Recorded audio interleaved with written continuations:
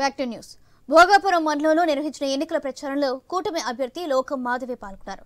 అంతకుముందు స్థానిక మత్స్యకారులు ఘన స్వాగతం పలికారు. కేంద్రంలో బీజేపీ అధికారంలోకి వస్తుందని, మత్స్యకారుల వలసలు అరికట్టి స్థానికంగా ఫిష్ జెట్టీలు, హార్బర్లు కట్టిస్తామని మత్స్యకారులకు హామీ ఇచ్చారు లోకం మాధవి.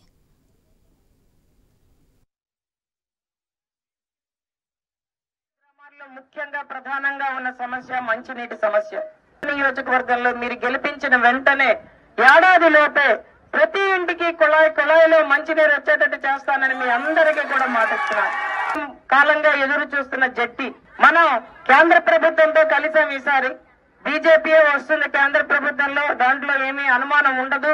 ఖచ్చితంగా జెట్టీకి మంజూరు చేసుకుని అది ఎక్కడ నిర్మాణం చేస్తే మీ అందరికీ అనువుగా ఉంటుందో చేసి, దానికి తోడుగా 2 ఫిషింగ్ హార్బర్లైనా మనం తెచ్చుకొని మన తీర ప్రాంతం ముక్కా నుంచి చింతపల్లి దాకా మీకు ఖచ్చితంగా ఫిషింగ్ హార్బర్ జెట్టి వచ్చేటట్టు చేస్తానని కూడా మీకు మాటిస్తుంది. మత్స్యకార వలసలు ఆగిపోవాలి. అలాగే వలసలు వెళ్లిన మన వాళ్ళందరినీ కూడా తీసుకొద్దాం. మన ఊర్లో వాళ్ళందరూ మీ అందరూ కలిసి ఆనందంగా ఉండాలన్నది మన కోరిక.